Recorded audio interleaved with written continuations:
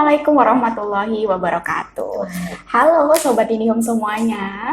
Kembali lagi di Ngobrol bareng, bikin senang bersama Tika Reliana di sini dan juga Mbak Nahda. Halo. Gimana nih Sobat Indihome kabarnya? Semoga Sobat Indihome dimanapun berada selalu dalam keadaan sehat dan juga tetap produktif. Semangat terus ya Mbak Nat ya. Ngomong-ngomong soal produktif nih Mbak Nahda, aku mau ngasih informasi buat teman-teman yang pengen produktif tapi juga mau nyambi kuliah, mau nyambi kerja, bisa banget yaitu join ke Sobat Indihome. Apa tuh Sobat Indihome? Sobat Indihome itu adalah program yang dijalankan Telkom untuk masyarakat yang ingin mendapatkan penghasilan tambahan menjadi agen Indihome. Jadi bisa dapat cuan dari situ ya? Cuan pastinya gitu. Nah, buat Sobat Indihome yang kepo, gimana sih caranya untuk join Sobat Indihome? Langsung aja klik di sobat.indihome.co.id atau bisa langsung install aplikasinya di App Store maupun di Play Store. Gitu. Jadi hari ini kita bakalan sharing-sharing santai aja. Oke. Tentang apa? Kalian sudah pasti udah pada baca ya, kemarin cukup membuat huru hara nih ya. Karena narasumber kita tuh spesial banget gitu loh. Spesial pakai telur ya? Iya, saya nggak pakai telur, pakai karet ya kalau gitu. Jadi kita bakalan ngebahas tentang women and career, menjadi wanita karir sekaligus ibu rumah tangga. Kalian harus tetap stay tune sih, karena selain kita bakalan sharing hal-hal yang pasti kita pengen banget belajar dari narasumber ini ya, sampai grogi nih aku. Ini nanti juga bakalan ada 3 penanya terbaik di akhir sesi Mbak Nahda ya. Dikasih apa tuh? Dapat link aja masing-masing Rp50.000. Lumayan banget ya buat malam mingguan besok ya di Pasar Pecinan. Di Semawis. Iya betul. Iya, buat gitu. jajan. Benar sekali nih. Buat teman-teman nih, langsung aja ya, langsung masuk aja kita ke sesi sharing-sharing kita pada siang hari ini ya. Buat teman-teman yang lagi galau, memilih antara pengen jadi ibu rumah tangga aja atau pengen jadi wanita karir, ya kan? Atau keduanya gitu ya, sini-sini. Ngumpul semuanya ya, yang mau join, yang belum join nih teman-temannya langsung ikut join gitu ya. Karena hari ini kita datangkan narasumber yang cukup spesial untuk sharing-sharing gimana sih tipsnya menjadi perempuan multiperan, ya jadi ibu, ya jadi wanita karir. Selamat datang Mbak Nahdatin Hasanah. Halo Mbak Tika. Halo, ini ibu 1 anak ya, yang juga diamanahkan menjadi asisten manajer Telkom Digital Semarang. Gimana Mbak Nahda kabarnya? Alhamdulillah, baik, sehat. Alhamdulillah. Ini tadi kesini persiapan seperti apa ini? Ya tadi dari pahlawan sih jujur, terus saya baru kesini abis makan siang tadi, baru nyampe kesini langsung live di sini sama Mbak Tika. Nih Mbak Nahda nih dibela-belain loh teman-teman ya, lagi sakit nih, semoga Mbak Nahda cepat sembuh. Habis sakit sih, udah sehat kan. Semoga cepat ini ya, recovery-nya cepat lah. Terima kasih. Iya. Ini mungkin bisa disapa-sapa dulu kali ya Mbak Nahda ya. Jadi kita lagi ada live juga di SMB Indihome, sama juga kita ada podcast nih di YouTube-nya Indihome Semarang. Bisa disapa-sapa dulu, banyak fansnya kayaknya. Halo Sobat Indihome yang sudah join, ajak teman-temannya biar banyak yang nonton ya. Semoga apa yang kita berikan hari ini dengan Mbak Tika bisa memberikan manfaat dan inspirasi gitu ya untuk teman-teman di luar sana gitu. Oke, langsung aja nih Mbak Nahda masuk ke sharing-sharing kita siang hari ini. Mbak Nahda, kalau boleh tahu nih, udah berapa lama sih di Telkom? Aku masuk di Telkom itu dari tahun 2014. 2014, berapa tuh? Juli 2014, berarti udah hampir 9 tahun. 9 tahun. Udah tua ya, Bo. Wow, kalau anak bayi nih, sekolah udah kelas 3 ya? Iya sih. Iya kan?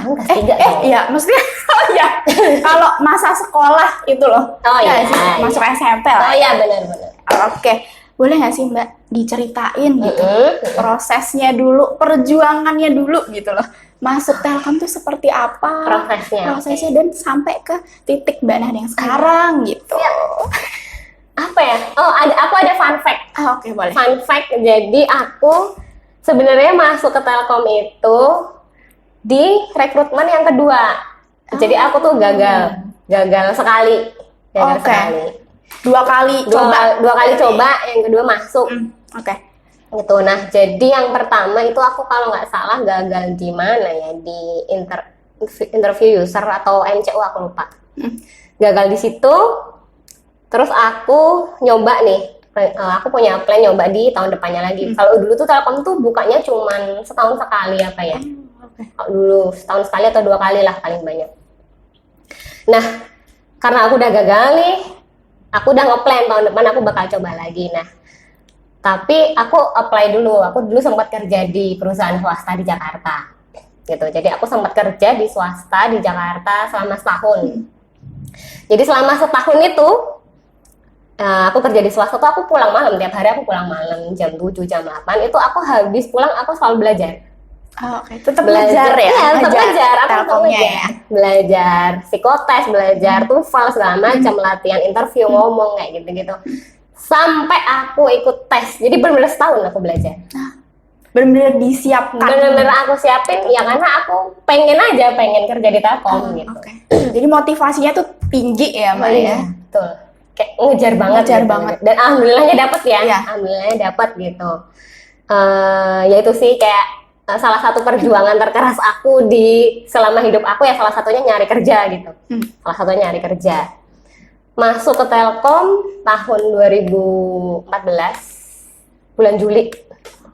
Bulan Juli itu awalnya ditempatin di Jakarta, OJT hampir setahun. Dulu OJT masih lama kan, masih hampir setahun. Terus habis itu ditempatin di Semarang.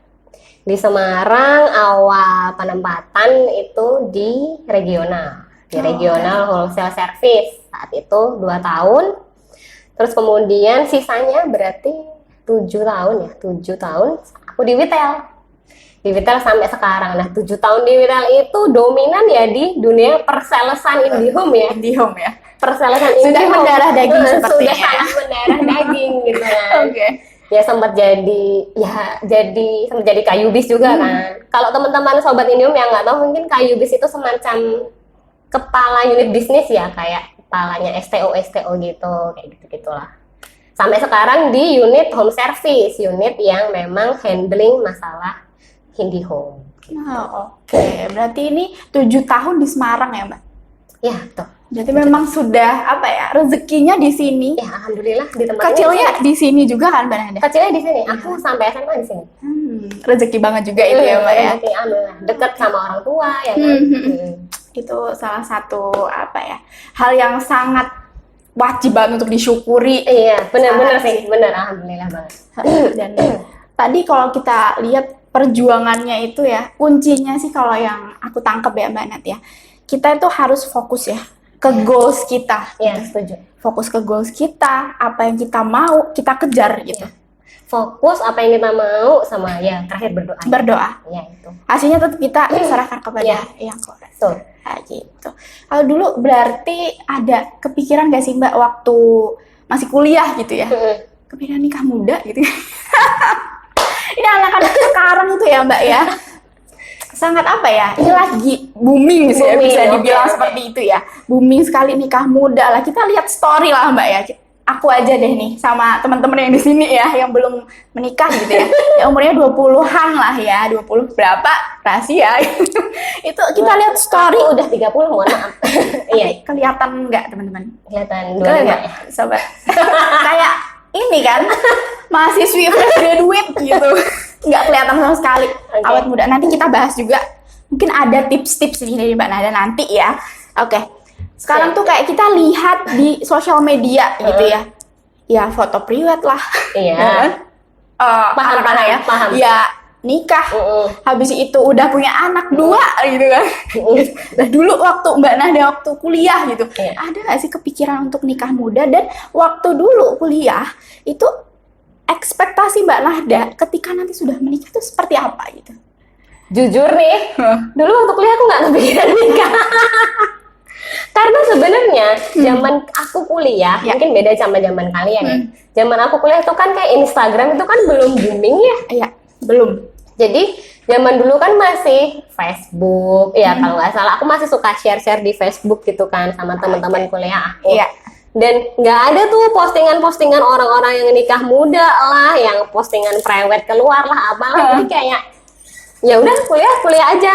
Kalau zamanku aku kayak belum kepikiran nikah gitu. Jadi fokus kuliah, fokus cari kerja, udah gitu aja. Iya, mungkin karena ini ya lebih Iya. maju kali ya Sekarang zamannya. kan- Jadi kayak informasi juga itu informasi ngaruh juga sangat banget. banyak ya Iya. di sekitar kita tuh. Dari TikTok, dari IG semuanya kan bener-bener sangat banyak. Oke.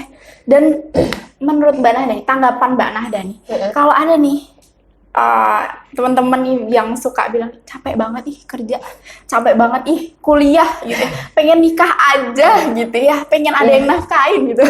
Biasanya kayak gitu sih Mbak Nahda ya. Itu gimana nih tanggapan Mbak Nahda gitu?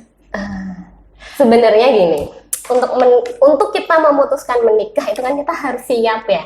Catet, sobat. Siap itu dari beberapa sisi ya. Oke. Siap dari sisi finansial, siap dari sisi mental, siap dari sisi fisik gitu ya. Karena kalau kita sebagai perempuan kan kita harus hamil, melahirkan, itu kan juga kalau terlalu muda juga kayaknya nggak sehat kayaknya ya, kayak gitu. Jadi kamu memutuskan untuk menikah itu ya kalau kamu paling tidak siap akan 3 hal ini gitu. Kalau salah satunya belum siap, menurutku jangan gitu, karena jujur li, kehidupan after menikah itu tidak semuanya yang tampak itu yang bahagia-bahagia aja gitu ya. Karena hidup tuh nggak ada yang bahagia terus kan pasti ada fase-fase nggak enaknya. Nah kalau after nikah kita mental kita masih, kalau kita masih terlalu muda kan kadang mental kita masih kurang siap gitu ya. Terus finansial juga kurang siap, menurutku ya jangan gitu. Tapi kalau misalkan nih kalian masih muda, kan sekarang juga banyak kok anak-anak yang masih kuliah tapi mereka udah punya bisnis. Kalau kalian siap akan konsekuensinya gitu, menurutku nggak apa-apa, nikah muda nggak apa-apa, asal kalian sadar gitu ya akan konsekuensi yang kalian akan hadapi itu seperti apa gitu. Jadi ya dari kitanya harus siap sih, dari kita pribadi harus siap. Oke. Jadi harus ada kesiapan finansial, mental, fisik. Iya. Yang paling menurut aku yang paling persiapannya itu mental sih Mbak. Iya, setuju. Karena ketika kita menikah itu nanti kita akan dihadapkan nggak cuman yang enak-enak aja dong pasti ya. Masalah tuh pasti gitu loh. Tapi kalau ini kenapa nih menahan ketawa gitu. Masalah gitu kan. Masalah kan masih ada pasti ya. ada gitu. Dan kesiapan untuk menerima segala konsekuensinya itu malah harus dipersiapkan betul-betul sebelum menikah gitu. Dan harus aware ya Mbak ya. Iya. Karena memang pola pikir kita kan ketika kita kalau aku sudah di umur 31 dengan pola pikir aku dulu zaman aku umur 23 itu kan beda, sangat jauh berbeda. Jadi semakin kita lebih matang secara umur, secara mental juga kita akan lebih siap akan masalah-masalah apa yang akan kita hadapi gitu ya ketika kita sudah menikah gitu. Karena memang permasalahan yang dihadapi setelah menikah itu sangat complicated. Ya kita nikah nggak cuman pas nikahnya aja ya, kita nikah sama keluarga pasangan juga. Ya ada banyak hal Belum nanti lagi masalah pola asuh anak segala macam. Itu sangat rumit gitu. Jadi memang benar-benar butuh kesiapan. Oke. Jadi harus betul-betul siap. Itu tadi yang disebutkan Mbak Nahda gitu. Kalau untuk pesan teman-teman ini yang buru-buru pengen nikah gitu, apa aja sih yang perlu disiapkan, apa aja yang perlu diketahui, dan mungkin sedikit sharing terkait yang harus dikomunikasikan begitu Mbak Nahda. Mungkin ke pasangan lebih kali ya. Kalau menurutku kalau memang kalian sudah memutuskan untuk menikah, ya kalau mau menikah kan yang penting satu ya, apa coba?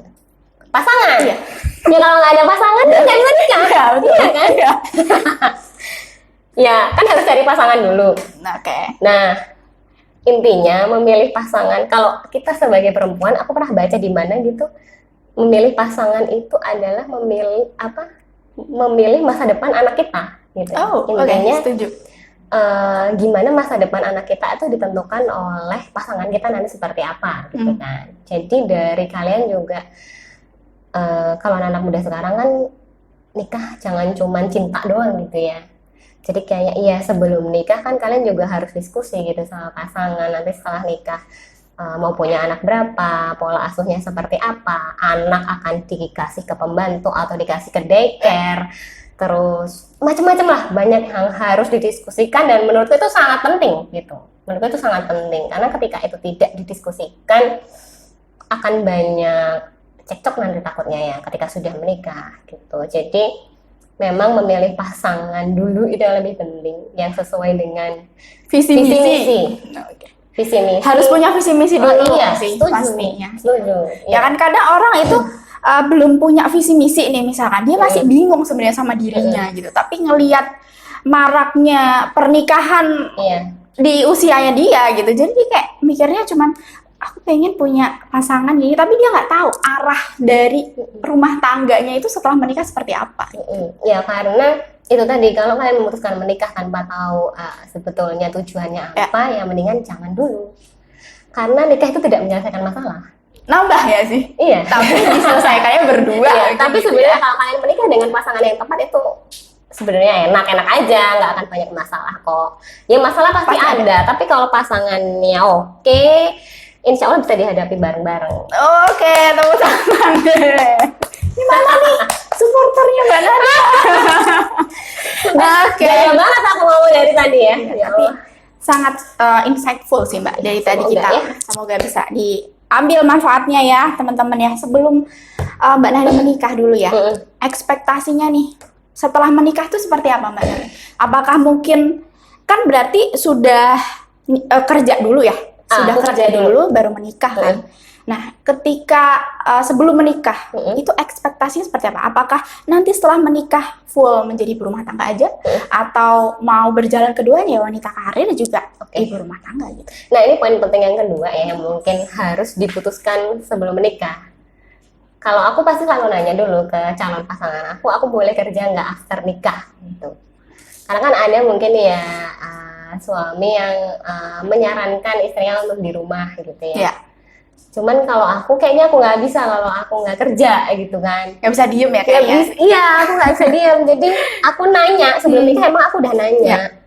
Menurut kamu gimana kalau aku tetap kerja after nikah, after punya anak juga kayak gitu. Nah kalau tipenya suami aku sih kayak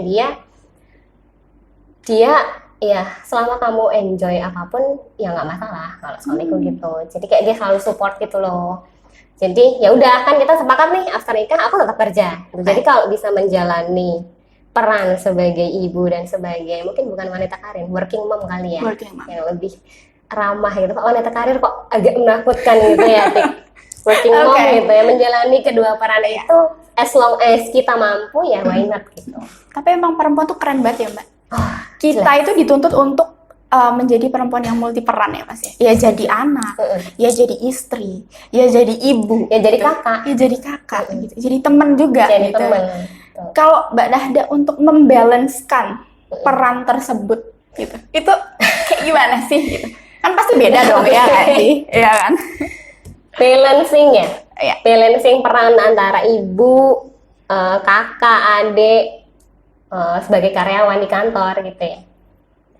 Ya kalau aku sih menjalani peranku ya ketika kerja kita as a pekerja gitu. Ketika di rumah ya as a ibu dan istri. Jadi kalau aku sih sekarang mencoba sebisa mungkin mengurangi ketika aku di rumah ya aku mengurangi frekuensi untuk checking kerjaan walaupun masih masih karena aku nggak bisa lepas 100% gitu. Tapi aku mencoba mengurangi sekarang, mengurangi supaya ya itu tadi balancing ya.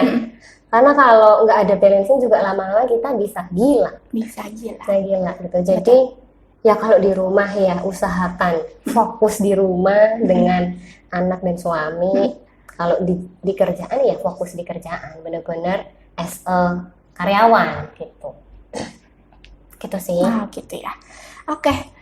Kan tadi udah nih cara nge-balance gimana sih peran jadi ya teman, ya jadi ibu, ya jadi istri gitu kan. Itu lebih ke pembagian waktu. Tapi kalau untuk diri sendiri itu gimana Mbak Nat? Sekarang itu banyak sekali mungkin ya.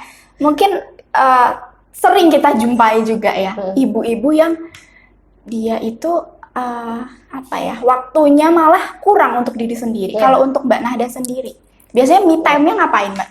Nah itu, jujur kalau kita sebagai ibu-ibu ya, emang bener-bener hampir nggak pernah ada waktu untuk diri sendiri. Iya, itu. Ini mungkin yang Biasa. dirasain ibu-ibu di luar sana juga ya. Iya. Beneran, setelah Calon jadi ibu juga. setelah jadi ibu, Siap-siap. waktu ke diri sendiri itu sangat hampir nggak pernah ada. Jadi waktu kita habis untuk di kantor, di rumah habis untuk ngurusin rumah. Ya. Kadang, sometimes memang kita butuh waktu, butuh space untuk Diri sendiri. Diri sendiri.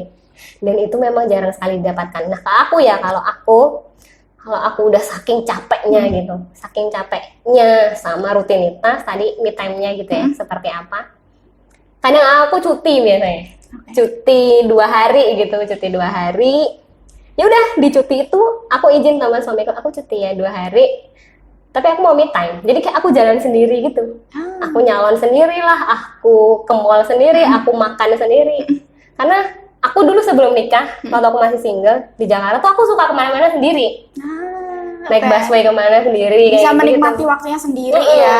Jadi aku suka gitu Jalan-jalan dan sendiri. setelah aku menikah aku kehilangan itu gitu. Dan kalau aku sudah di fase yang aku capek banget, aku cuti dan aku pergi sendiri biasanya gitu. Berarti memang peran dari suami ya, komunikasi dengan suami, dan suaminya juga support gitu ya. Suaminya Itu untuk harus support. Memang untuk apa ya? Untuk balancing kewarasan itu butuh support system gitu ya. Iya. Support system itu salah satu yang penting itu ya dari suami. Itu jelas. Dari keluarga, ayah, dari ibu, dari keluarga gitu ya. Terus yang ketiga ya dari teman-teman kantor. Iya. Ya kan? Dari rekan kerja. Dan alhamdulillah support system aku di semuanya itu sangat bagus gitu, nggak hanya di rumah tapi di kantor juga oke banget. Teman-teman aku sangat support, atasan aku support gitu. Jadi ini salah satu yang harus disyukuri juga rezeki gitu ya. yang luar biasa ya, Mbak Jadi ya. benar aku punya support system yang sangat oke gitu. Gitu. Nah, ini kita melanjutkan lagi nih. Nih, Mbak Nada kan dari pagi sampai sore itu kan di kantor. Sore pulang pengennya istirahat aja gitu ya. Nanti ketemu anak ya pengennya adem-adem aja gitu ya. Kalau ketika pulang kerja pas lagi capek gitu ya, itu anak melakukan aksi ya biasanya ya, hal-hal kreatif yang baru pengen ditunjukkan ke ibunya mungkin ya gitu. Tapi itu membuat kita emosi misalkan gitu. Itu Mbak Nada sendiri gimana mengelola emosi sendiri, diri sendiri gitu? Meregulasi emosi. Ya, meregulasi emosi. Jujur sampai sekarang aku masih belajar gimana caranya meregulasi emosi. Benar-benar masih belajar karena aku pun belum bisa 100% bisa meregulasi emosi dengan baik gitu ya. Nah, kadang kalau aku udah capek gitu pulang sampai rumah dan ada kelakuan-kelakuan yang sangat menggemaskan dari anak dan dari suami juga kayak suruh naruh anduk di mana nggak ditaruh, kan itu sangat menggemaskan ya. Itu paling aku itu sebenarnya hal simpel sih Mbak, tapi kalau lagi capek itu ya. Kalau aku lagi capek, kalau aku saking capeknya, ini fun fact kedua. Kalau aku saking capeknya aku bisa nangis. Aku bisa nangis di kamar mandi. Oke. Tapi itu melegakan nggak sih Mbak? Iya, tapi memang jujur serius nangis itu melegakan. Jadi kalau aku udah saking capeknya, even di kantor gitu, kalau aku udah butuh nangis, aku nangis. Tapi habis itu udah, karena habis itu lega. Betul. Itu salah satu, nangis itu salah satu cara meregulasi emosi gitu ya. Jadi menurutku itu meluapkan emosi juga. Nggak apa-apa nangis. Selama cara kamu mengeluarkan emosi itu tidak menyakiti orang lain ya. Dan salah satunya nangis itu menurutku nggak apa-apa. Jadi bisa disimpulkan kalau lagi ada yang memantik emosi gitu ya, lebih ke sendiri dulu ya. Maksudnya menyendiri dulu gitu ya. Enggak yang langsung diluapkan kepada anak dan juga suami gitu, malah jadi nambah masalah lagi gitu. Ini banyak sekali ternyata di pertanyaannya Mbak. Aduh, deg-degan aku. Ini milihnya yang bingung ini ya. Gimana ini? Kakak-kakak. Aduh. Oke nih, pertanyaan pertama nih dari Sobat Ganjar _Surya. Nah, pertama, bagaimana cara memanajemen waktu antara kerja, keluarga, dan me time agar waras mental. Oke. Iya. Manajemen waktu. Oke. Manajemen waktu. Jujur 24 jam tuh kayak kurang ya. Kurang ya. Tapi mau gimana kita dikasihnya cuma 24 jam. Ya. Jadi manajemen waktu. Oke. Aku kerja dari Senin sampai Jumat. Dari jam 8 sampai jam 7 lah. Aku tuh selalu pulang kayaknya sampai rumah paling pagi tuh jam 7. Paling pagi jam 7. Jam 7 sampai rumah.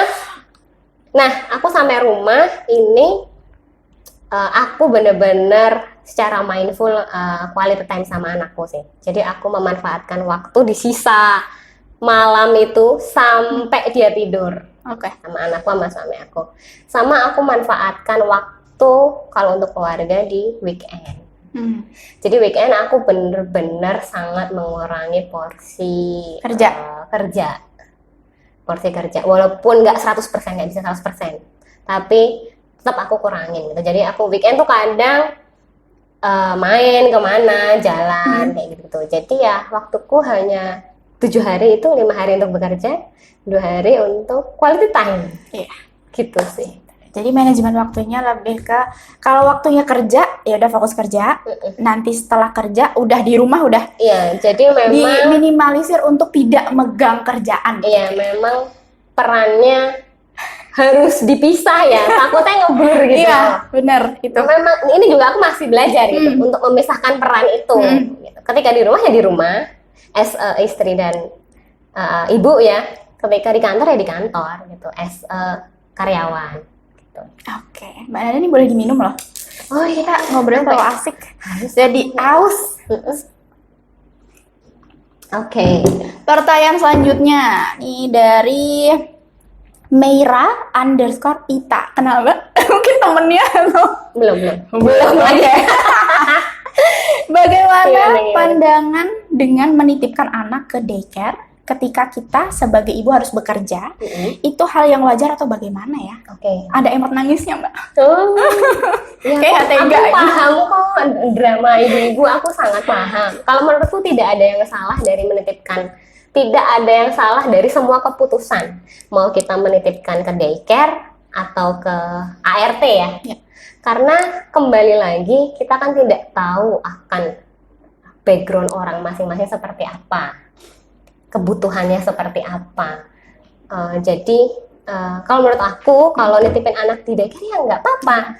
Malah bagus kan kalau di daycare tuh kan kayaknya malah ada kayak kegiatan waktunya lebih terstruktur ya. Jadi kapan dia makan, kapan dia diajarin belajar sesuatu, kapan dia main kayak gitu-gitu. Menurutku daycare itu tidak selalu berdampak. Sangat positif malah. Oke. Sangat positif. Nggak apa-apa sih. Jadi mungkin reminder juga buat ibu-ibu dan aku juga bahwa jangan merasa bersalah gitu ya menjadi working mom, dimana memang waktu kita sedikit gitu ya buat anak, tapi ya kita bekerja itu kan juga untuk keluarga ya, kita bekerja juga untuk keluarga, yang penting kita tidak lupa peran kita as ibu gitu dan as a istri gitu. Dan sebenarnya it's a matter of quality bukan quantity. Jadi seberapa berkualitas kamu menghabiskan waktu gitu. Jadi percuma juga kalau kita sering menghabiskan waktu kalau disambi main HP, disambi kerja gitu kan juga nggak berkualitas. Jadi selama waktu kamu yang kamu habiskan berkualitas, menurutku worth it gitu dengan perjuangan kamu. Oke. Jadi nggak apa-apa ya, Mam ya. Mam lagi. Semangat working mom semangat. Jadi nggak apa-apa dititipin. Iya, karena salah dikomunikasikan lagi tuh ya. Kita kan juga waktu 24 jam. Iya. Kita menyadari waktu kita terbatas, ya kan. Peran kita banyak gitu ya. Next. Ini dari apa lagi? Milihnya jujur bingung ya. Ini banyak sekali nih Mbak Indah ini ngirimnya ya. Aduh. Oke. Dari Nitya Hoki. Oke. Kak, izin bertanya bagaimana sih caranya agar selalu cantik menarik meski di tengah kesibukan yang super padat? Oh my god. Memang cocok sih ditanyakan ke Mbak Nahda sih ya kan. 31 tahun tapi kasih imut-imut seperti ini. Lebih kepada apa sih gitu? Apa ya? Mungkin kelola ini ya, apa kelola pikiran, pola Iya. makannya atau Pola gimana makan, terus tadi itu yang terpenting support system ya. Biar kalau kita makin stres itu kan muka makin mengkerut ya. Kita punya teman-teman yang asik, kita punya suami yang sangat support, kita punya keluarga yang sangat support, itu salah satu juga yang membuat kita tetap bisa apa ya, shine like a diamond. Terus aku sekarang lagi berusaha olahraga juga, Wow. walaupun belum sering-sering banget. Oke, tapi udah mulai itu Udah mulai. mantap. Udah Apa, mulai. Aku kalau pagi sekarang suka lari. Lari. Ya aku berusaha untuk konsisten gitu. Lari karena ya kayaknya umur 30 itu kan sudah mulai banyak penyakit-penyakit degeneratif ya, kolesterol. Ya itu kan agak ngeri ya. Terus aku mulai olahraga. Terus paling ya tuh rajin bersihin muka. Skincarean. Aku selalu pakai skincare sebelum tidur, selalu. Tapi tadi menarik sih, yang terkait support system. Karena kita semua mungkin nggak diberikan support system yang sama gitu ya. Ada juga mungkin yang digariskan memang dia tidak punya support system gitu. Gimana Mbak Nada? Ya itu. Gimana nge-build diri sendiri? Ya, Atau kembali menyemangati lagi. diri sendiri? Gitu. Kembali lagi, kalau memang tidak ada yang bisa diandalkan ya, yang bisa kamu andalkan ya hanya diri kamu ya. Jadi ya kitanya yang harus memang kuat menghadapi itu kalau menurutku, kalau dari support system. Tapi at least gini, kalau memang ada dari keluarga atau siapapun gitu yang memang merasa kurang mensupport diri kamu, ngomong aja kayak, aku tuh butuh loh aku tuh butuh me time, aku tuh butuh ini, kalau enggak aku bisa stres kayak gitu. Ngomong aja, ngomong apa yang menjadi kebutuhan kamu, disampaikan aja. Ya semoga orang yang ngerti, tapi kalau nggak ngerti ya dicoba aja terus gitu. Yang penting kita udah berusaha ya. Kalau orang yang memang nggak bisa berubah, ya dari kitanya Balik ke memang diri harus sendiri. kuat gitu. Tapi memang semua wanita kayak kuat deh, Iya, ya kan? iya, sangat. Next, satu pertanyaan lagi ya Mbak ya. Oke. Ini tolong dibantu milih dong. Kayak nggak tega gitu ya, milih satu ini banyak banget. Kakak admin, ayo dipilihin tolong. Yang mana nih?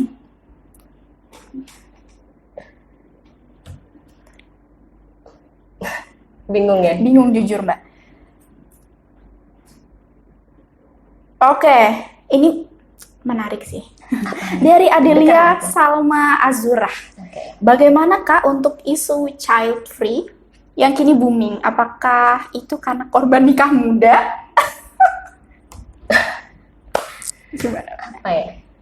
Kalau Mbak Nana menyikapi Kalau child aku free? menanggapi isu child free, kalau aku jujur nggak setuju ya, karena kalau aku berpegang prinsip di agama kita kan,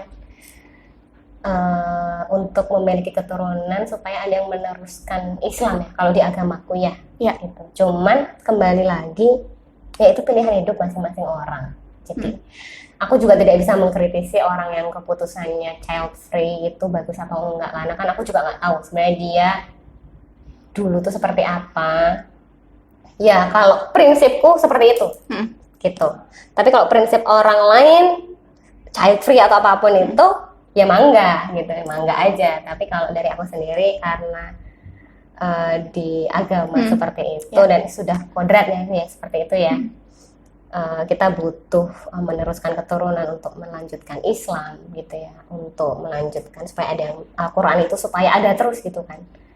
Ya butuh keturunan, butuh regenerasi gitu. Nah, kalau nggak ada keturunan, siapa yang Habis nanti ya. Islam? Terus juga Islam ya stop Iya. di situ aja. Betul. Kalau dari pola pikir aku seperti Tapi itu, setuju sih, ya. itu salah Pola satu. pikir aku seperti itu. Tapi kalau orang-orang memilih untuk tidak memilih anaknya, monggo aja.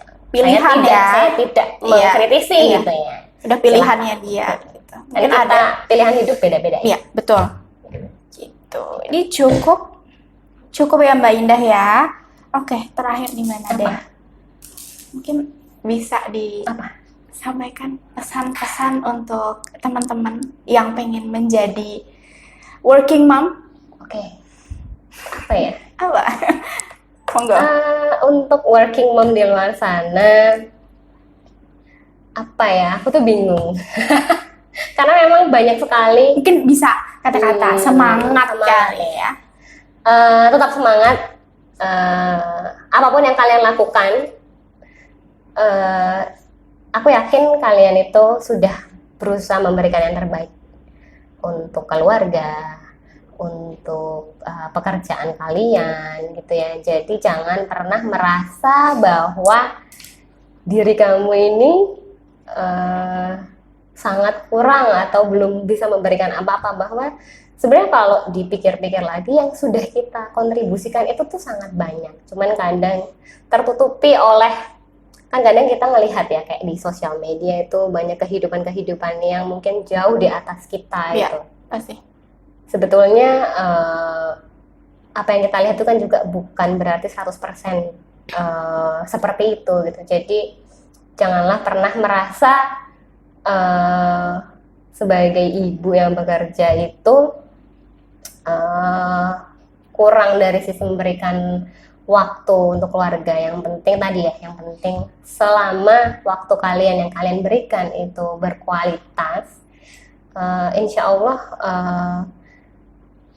apa yang akan didapatkan oleh keluarga juga akan worth it gitu, akan ya setara dengan perjuangan yang kalian kasih gitu. Jadi untuk working mom semangat, tetap waras ya. Pokoknya kalau udah mulai agak gila-gila dikit, udah break aja gitu loh, break sejenak, me time. Gitu. Jangan lupa waktu me time itu harus khusus ada lah ya, harus ada lah ya gitu. Yeah. Dan tadi poinnya adalah jangan membandingkan ya Mbak. Iya, karena kita kan mesti lihat sosial media itu mesti indah-indah tok dong. Ya kan pasti lihatnya yang cantik-cantik, yang bahagia-bahagia aja. Ya belakangnya kita nggak tahu gitu. Jangan pernah membandingkan hidup dengan orang lain. Iya, karena ya beda. Karena kita punya porsi sendiri Iya, ya. betul. Kita punya amanah sendiri yang sudah dikasih kepada kita sendiri ya. Allah ngasih ke kita untuk menjalankan amanah itu. Dan ya cuman kita gitu yang bisa menjalankan itu. Dan daripada membandingkan, cobalah untuk mensyukuri. Karena kalau kita syukur itu ya, rasanya tuh hati ini tenang, ya kan? Rasanya penuh gitu ya, keisi kayak gitu. Terakhir Mbak Nahda, Ya, salam gimana? pesan untuk suami dan anak yang lagi nonton di rumah. Aduh, gimana ya pesannya? Kita Udah dibuka dengan hahihi, takut Iya. ini nanti nangis Bombay. Apa ya? Pasti kan nanti suami nonton dan anak aku. Terima kasih karena sudah sangat mengerti sekali kondisi aku sebagai working mom gitu ya. Bener-bener aku sangat bersyukur ya punya suami dan anak yang sangat support, kayak satu kali pun tidak pernah dikomplain. Satu kali pun nggak pernah ada komplain ketika aku harus pulang malam. Aku harus kerja sesibuk itu gitu ya. Tapi mereka tetap support, tetap even kayak aku di masa-masa tersulit itu mereka selalu ada. Even anak aku, kamu tau nggak anak aku? Tiap aku pulang kerja, semalam apapun, dia selalu buka pintu. Dia selalu gini. Aku, iya, setiap hari, sweet banget. setiap hari. Jadi setiap aku pulang parkir mobil, dia selalu buka pintu. Terus dia gini. Jadi kayak, Pengen nangis ya, ya. terima kasih sudah sangat memberikan cinta yang begitu besar gitu. Ya, itu aja sih. Terima kasih banyak Mbak Nahda Ya, atas terima kasih. sharing-sharing hari ini. Ya, semoga bermanfaat ya. Iya, terima kasih juga untuk Sobat Indihome yang sudah nonton dari tadi ya sampai dengan akhir acara. Untuk pemenangnya akan kita umumkan nanti di story smg.indihome, jadi tetap stay tune. Dan semoga sharing-sharing kita hari ini ya Mbak Nahda ya bisa diambil manfaatnya dan juga bisa menginspirasi Sobat Indihome yang ada di rumah begitu. Dan untuk Sobat Indihome jangan lupa untuk terus ikuti keseruan kita dengan cara follow Instagram dan Twitternya smg.indihome. Dan jangan lupa juga untuk like, comment, subscribe YouTube-nya Indihome Semarang. Sampai jumpa di Ngobar di episode berikutnya. Wassalamualaikum warahmatullahi wabarakatuh. Dadah. Thank you.